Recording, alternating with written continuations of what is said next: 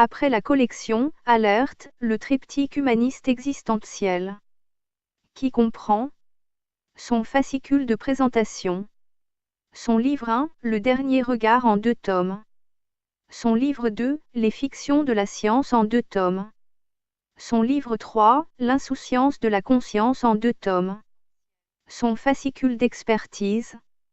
Cette collection numérisée est accessible et téléchargeable gratuitement, en lecture e-book, au format PDF, sur le site lacléinternation.org.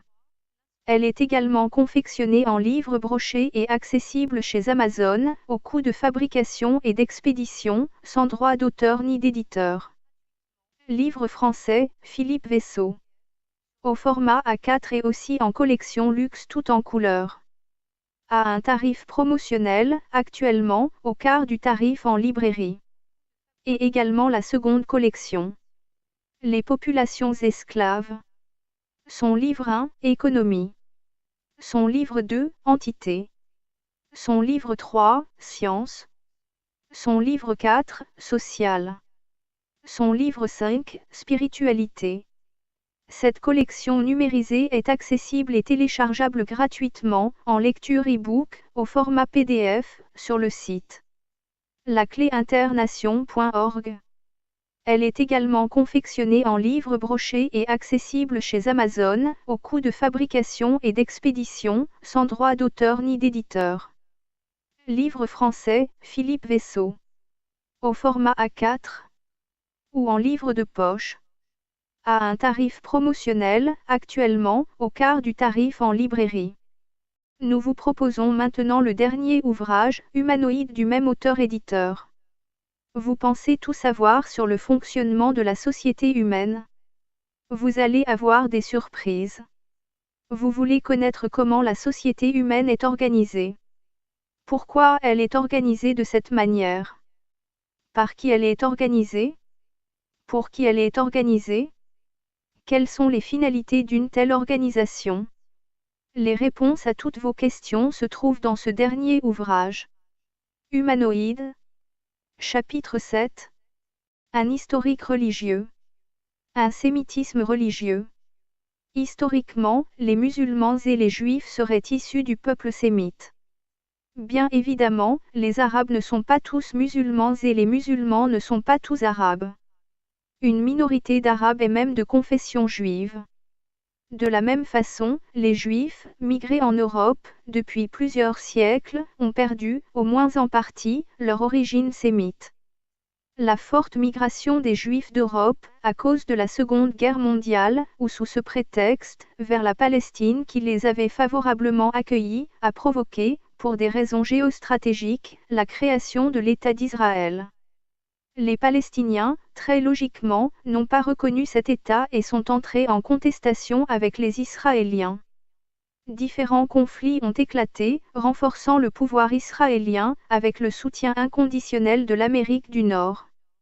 La diaspora juive de la planète et tout particulièrement, celle des États-Unis, apporte une aide économique essentielle à la survie de cet État. Le pouvoir juif dans cette région du monde représente un enjeu stratégique considérable pour déstabiliser les États arabes environnants. La paix, dans cette partie du Moyen-Orient, ne sera jamais accessible sans une réunification de la Palestine. La désorganisation des États voisins est en partie à l'origine d'une immigration massive arabo-musulmane vers l'Europe. Cela risque à terme de provoquer, dans la plupart des pays européens, des tensions identiques à celles connues en Palestine. L'utilisation de la force physique, psychologique ou armée est une violence chargée de contraindre, pour dominer et causer des dommages. Le meurtre étant souvent la finalité de l'application de cette violence. L'enjeu étant la domination dont les effets et les conséquences seront désastreux. Aucune justification ne peut être accordée à un quelconque acte de violence. En Occident, il est souvent fait état d'actes antisémites, qui généralement sont perpétrés envers les Juifs.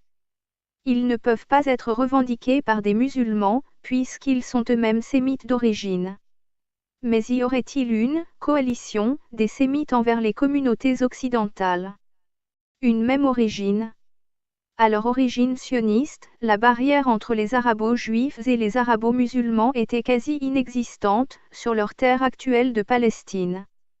Culturellement et ethniquement, ces deux groupes religieux apparaissaient identiques, en dehors de leur propre conception religieuse, évidemment.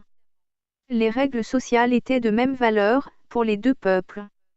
Leurs identités s'interpénétraient, leur culture était parfaitement identique. L'histoire du sionisme remonterait à plus de 30 siècles, il serait le résultat d'une adhésion à des principes religieux, ayant perduré au cours des siècles. Le monothéisme, prosélytique, instauré par les sionistes arabo-juifs et qui aurait pu être imposé par la force, serait à l'origine de leur dispersion, non pas par l'exil, mais par la conversion de populations au judaïsme. Plus précisément, c'en serait une conséquence.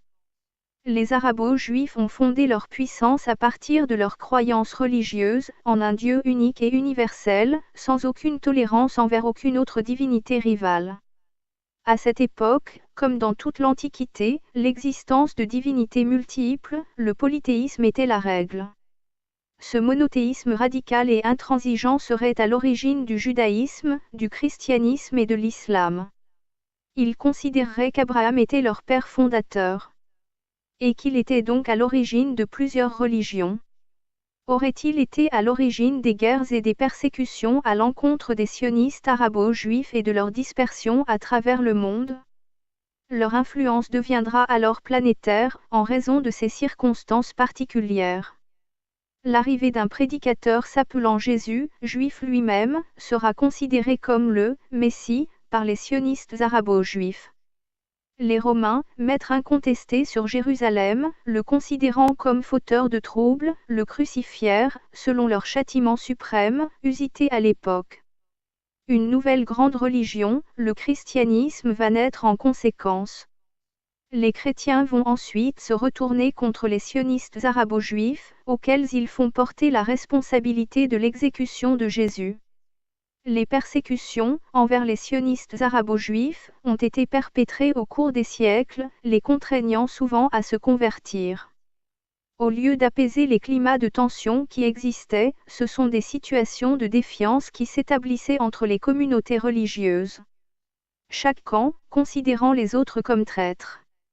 Au cours des siècles, une grande purge religio-ethnique a été organisée par les catholiques qui a eu pour conséquence de jeter des centaines de milliers de sionistes arabo-musulmans et arabo-juifs sur les chemins de l'Europe. Le motif de cette inquisition étant d'empêcher une influence pernicieuse. C'est un nouvel exode à travers le monde. Les persécutions et les humiliations auront encore eu lieu récemment, en Europe. Comment ont-ils fait pour préserver leur identité malgré tout? Un État des Juifs est créé en Palestine. Enfin, ils peuvent retourner chez eux. Ce retour, sur la terre des ancêtres, était programmé depuis 1871. La création de cet État a eu pour conséquence la rébellion des autochtones, dépouillés de leurs terres et qui se sont considérés envahis, oppressés et colonisés. La coexistence pacifique, promise entre les sionistes arabo-juifs et arabo-musulmans de Palestine se transforme en guerres et en guérillas. Pire encore, les juifs eux-mêmes sont divisés entre eux. Beaucoup se considèrent d'abord être un peuple, avant d'appartenir à une nation. Il s'agit d'une nation, créée artificiellement où les sionistes arabo-juifs, eux-mêmes, ne parviennent pas toujours à s'identifier. Ils se considèrent aussi comme étant des assimilés à leur pays de naissance. Les sionistes arabo-juifs devront d'abord rétablir un État palestinien réunifié. Ils devront abandonner cet État illégitime, s'ils veulent un jour retrouver la paix. L'antisémitisme arabo-juif s'est établi à partir de certaines considérations. Le sionisme serait identifié comme un groupe soudé, nuisant à la société dans laquelle il vit, pour n'en tirer que des avantages personnels. Les Juifs sont suspectés d'agir dans l'ombre, sournoisement, par des manœuvres secrètes. Ils servent ainsi de bouc émissaire en période de tensions économiques. Ils sont accusés de tirer profit de toutes les situations difficiles. C'est ainsi que les nouveaux dirigeants de l'Allemagne des années 1930 ont décidé de voter des lois raciales antisémites, de boycotter les magasins juifs et de les exproprier. Ceux qui le pourront s'enfuiront. Un nombre considérable de ces personnes sera exterminé. Un antisémitisme primaire serait à l'origine de nombreuses exactions à l'encontre du sémitisme arabo-juif. Ce serait d'abord un antijudaïsme qui considérait le juif comme ennemi du genre humain. Le séparatisme instauré par les sémites arabo-juifs aurait énormément alimenté une haine, considérée comme naturelle à leur égard, dès l'Antiquité. L'antijudaïsme chrétien va encore augmenter cette haine pendant le Moyen Âge. C'est ensuite une judéophobie sociale qui se sera installée dès le XIXe siècle. Un autre fantasme récent s'est développé à l'encontre des Juifs, par leur participation aux cultures artistiques, en particulier. Mais surtout, par leur domination en général. Il leur est attribué la possibilité de judaïser la société humaine, ce qui aurait donné naissance à l'antisémitisme actuel. Il conviendrait alors de dénoncer le complot juif mondial, puissance occulte, qui serait organisatrice de la judéo-maçonnerie, alliée à la franc-maçonnerie mondiale, à l'encontre du reste de l'humanité. Cette organisation particulièrement secrète alimente tous les fantasmes. Leur influence serait totale dans de nombreux secteurs de l'économie, mais aussi dans tous les secteurs décisionnels des États. Les « nouveaux maîtres du monde » seraient-ils juifs et francs-maçons? Seraient-ce les sionistes qui dirigeraient le monde? Qu'est-ce que veulent dire les solutions globales? Telle serait la thèse des détracteurs du sionisme, qui chercheraient à dénoncer un règne juif organisé, exerçant par la crainte et la terreur. Ce régime jouirait de pouvoirs et de privilèges jamais égalés jusque-là. Certains des affiliés à ce nouveau pouvoir se montreraient particulièrement arrogants. Toutefois, cette arrogance menacerait aussi leur suprématie inconditionnelle. Beaucoup d'observateurs considèrent même qu'il s'agit là d'un pouvoir dictatorial exerçant à l'encontre de la démocratie elle-même. Cela procéderait de la même démarche qui consisterait à dénoncer le programme d'islamisation de l'Occident, par le djihad. Ce régime serait une communauté politico-guerrière qui chercherait, elle aussi, à établir une domination totale sur l'Occident. Les deux branches du sionisme, l'une arabo-musulmane et l'autre arabo-juive, se seraient-elles soudainement réunies dans un combat commun? Ne serait-ce pas plutôt l'expression d'une phobie anti-sioniste? Les Juifs auraient pourtant été constamment et périodiquement expulsés des pays dont ils s'étaient rendus maîtres, au cours de leur histoire. Pourtant, les détracteurs actuels, de la surpuissance sémite arabo-juive, chercheraient à les prévenir des risques de leur comportement. Considérés comme trop arrogants, ils ne peuvent que susciter de la haine à leur égard. En l'occurrence, il ne s'agirait pas d'antisémitisme, mais d'une judéophobie exacerbée. Pourtant, les lobbyistes, proches des sionistes arabo-juifs, sont particulièrement influents dans tout l'Occident. Ils surveillent tout particulièrement les carrières des journalistes, par exemple, ils représentent également un levier considérable dans le choix des gouvernants, devant exercer, à tous les niveaux de la société. Des groupes de pression pro-israéliens, extrêmement efficaces, décident des orientations politiques devant être mises en œuvre. Or, toute personne qui dénoncerait ces procédures se verrait immanquablement accusée d'antisémitisme. Le silence doit être total vis-à-vis de la politique ségrégationniste que l'État d'Israël mènerait à l'encontre de l'État palestinien et de ses habitants. Les pressions des lobbyistes seraient particulièrement convaincantes, contre quiconque risquerait de s'aventurer sur un tel terrain d'idées. Vers une inconscience des mots. De la conscience des mots, pour une inconscience des mots. Tartuffe patriote, c'est quelqu'un. La présence des Allemands le vexe. Et la présence des Juifs alors? Plus de Juifs que jamais dans les rues, plus de Juifs que jamais dans la presse, plus de Juifs que jamais au barreau, plus de Juifs que jamais en Sorbonne, plus de Juifs que jamais en médecine, plus de Juifs que jamais au théâtre, à l'opéra, aux Français, dans l'industrie, dans les banques.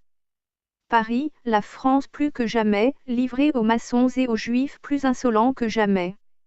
Extrait de Les beaux draps par Louis-Ferdinand Céline. Ce pamphlet a été édité aux Nouvelles Éditions françaises en 1941. Vers une haine irrationnelle. Serait-il de trop? Être juif et français serait-il devenu difficile à vivre en France? de nombreuses agressions auraient été perpétrées contre des représentants de la communauté juive de France. En moyenne, au moins une agression par jour, verbale ou physique et parfois les deux à la fois, aurait lieu. Quels sont donc ces Français devenus antisémites? Les faits seraient répertoriés dans les rangs politiques dits de la droite extrême, mais seraient aussi attribués à des intégristes religieux. Quelles peuvent être les conséquences de telles attitudes? La France doit rester un pays libre, multiculturel et multicultuel.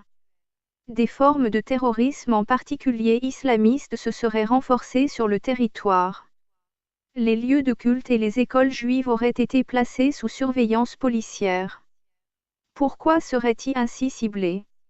Des attentats ont été perpétrés contre des enfants juifs qui se rendaient à l'école. Des innocents ont ainsi été assassinés. Il y a une très grande distance entre un projet humain global et de tels événements. En Grande-Bretagne et plus particulièrement à Londres, la liberté d'expression y est organisée. Chacun a le droit de s'exprimer librement en pleine rue. Cependant l'islamisation extravagante de Tower Hamlets, un quartier voisin de la City, poserait quelques soucis. La ségrégation islamique y régnerait d'autorité. Comme dans de nombreux quartiers des grandes villes françaises, les services de police n'y ont plus d'accès et les riverains s'y font continuellement agresser. Londres compterait 600 000 musulmans dits extrémistes. Un tribunal et une école de la charia y seraient installés. Le souhait des islamistes c'est que bientôt le drapeau islamique soit aussi érigé en haut de l'Assemblée nationale française. La passivité des autorités britanniques en face des prédicateurs religieux devient déconcertante et dangereuse. Y aurait-il des préjugés défavorables à l'égard des Juifs en France? Il y aurait une peur viscérale des Juifs qui contrôleraient le monde? Les Juifs qui détiendraient le monopole de l'argent? En tout état de cause les Juifs représenteraient la puissance. De là à établir une discrimination, le pas serait vite franchi. Des faits se sont déjà déroulés, pendant la dernière guerre, à leur égard, et qui s'appellent la Shoah. Une véritable catastrophe qui concerne une tentative de leur extermination par les combattants du Troisième Reich et leurs alliés et qui a représenté un génocide, à partir d'un programme politique. L'Holocauste est, quant à lui, considéré comme un sacrifice religieux. Le rappel, à de très nombreuses occasions de ces faits, laisserait penser que les Juifs, en France pour le moins, auraient pris le contrôle des moyens d'information. Un quart des 22 000 habitants de Créteil est de confession juive. Une ville où la tolérance entre juifs, musulmans et chrétiens était totale. Mais là aussi, le communautarisme serait devenu un réflexe de refuge contre la peur de l'autre, engendré au quotidien. C'est un simple réflexe sécuritaire qui traduit un nouveau modèle de vie. La crainte et la méfiance ont fait place à l'insouciance précédente. Est-ce à cause de cette crainte que 8000 Juifs auraient récemment quitté la France pour Israël? Ceux qui s'y sont déjà installés disent se sentir bien en Israël même si, comme ils le disent, ils sont entourés de barbares. Les Juifs de France douteraient et s'inquiéteraient pour leur avenir en France. Ils considèrent pourtant que la France appartient à tous les Français, de quelque confession qu'ils soient, ainsi que pour les non-croyants. Il est vrai aussi que la grande majorité des Juifs n'a aucune intention de partir de France. Que deviendrait-elle, cette France des droits de l'homme et du citoyen? Le conflit israélo-palestinien s'y serait-il installé, sans qu'on y prête attention, insidieusement, mais pourquoi? Il ne peut pas y avoir, a priori, de congruence ou d'identité de forme entre les arabo-musulmans et les arabo-juifs, sur le plan religieux, en France, puisqu'il peut y avoir des identités distinctives directes dans leurs pratiques religieuses. Elles ne peuvent pas, en tout cas, se référer aux interférences militaires connues en Palestine. L'antisémitisme constitue un alibi privilégié, permettant de justifier les atteintes au révisionnisme historique, par la création de lois liberticides en France. L'État aurait-il le droit de décider de ce que doit être la vérité? Qu'en serait-il d'un complot américano-sioniste? Serait-il à l'instigation de la tentative de réalisation d'un califat tentant de réconcilier les pays arabo-musulmans pour la création d'un État commun situé en Irak, en Syrie et en Iran, par la force, comme l'ont fait les Juifs en Palestine, pour pouvoir mieux déclarer une guerre particulièrement offensive à leur encontre.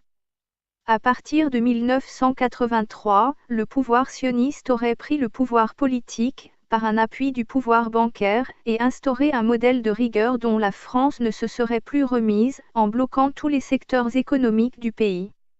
Environ 600 000 Juifs, nombre estimé, résideraient en France et détiendraient tous les secteurs clés décisionnels du pays, dans tous les secteurs économiques et bancaires, ainsi que ceux de l'information, de la culture, de la santé, etc. Cette situation, qui rappelle celle de l'Allemagne-Autriche des années 1929 à 1937, est propice à faire se renforcer arbitrairement une vague antisémite pourtant encore illusoire.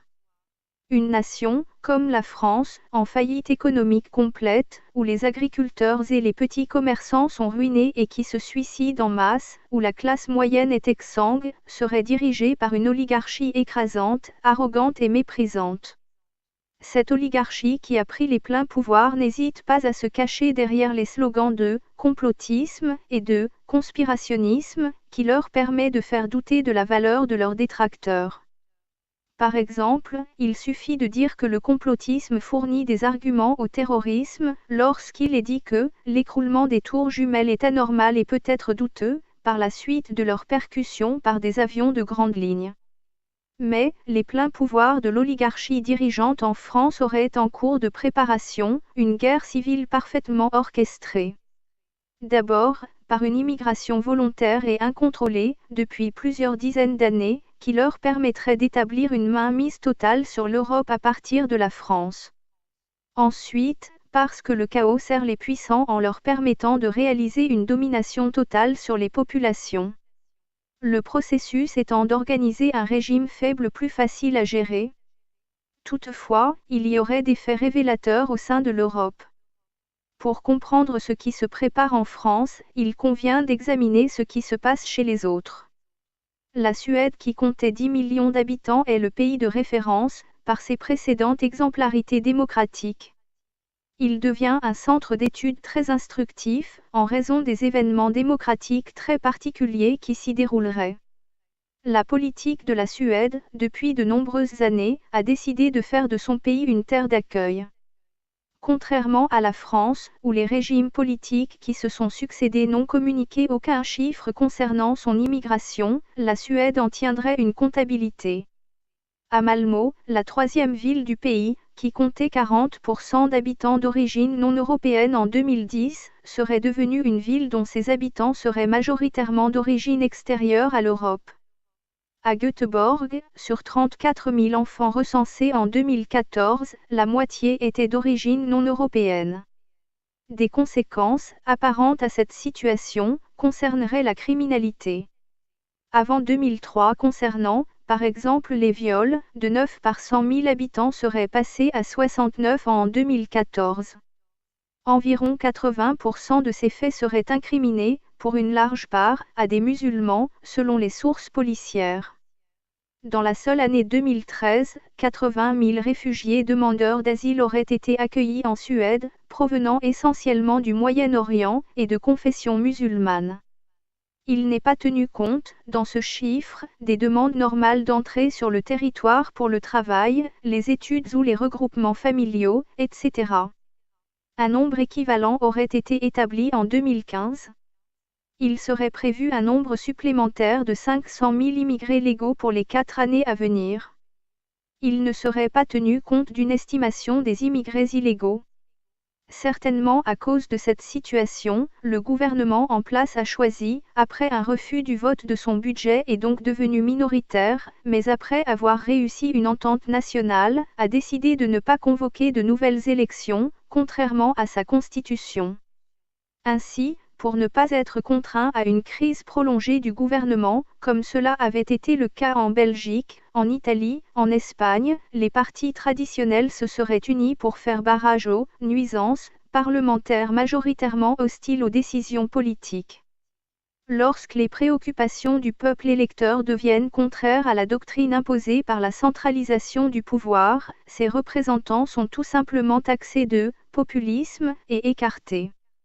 Un état d'urgence est donc décrété, afin de supprimer toute possibilité de nuisance des partis dits populistes et de ses électeurs. Un contrôle économique et politique est ainsi exercé contre les masses qui chercheraient à y échapper. Les détracteurs des politiques mises en œuvre sont alors accusés d'être des complotistes. De la même façon, les auteurs de thèses complotistes seront considérés comme irréguliers et passibles de poursuites. La liberté d'expression s'en trouve évidemment bafouée. Les échanges sur Internet, possiblement peu contrôlables, deviennent une particularité extraordinairement gênante pour l'oligarchie dirigeante qui désirerait la museler. Comme en Suède, l'oligarchie française utilise des moyens de coercition permettant de neutraliser tout avis contraire à sa doctrine. Les mécanismes de censure et de pression, contraignant jusqu'à une auto-censure par délégation, sont de plus en plus prégnantes et prédominantes. C'est la soumission au pouvoir central oligarchique, ou l'opprobre. C'est aussi une incitation à la lâcheté. Nul ne doit pouvoir être en mesure de contester les directives oligarchiques.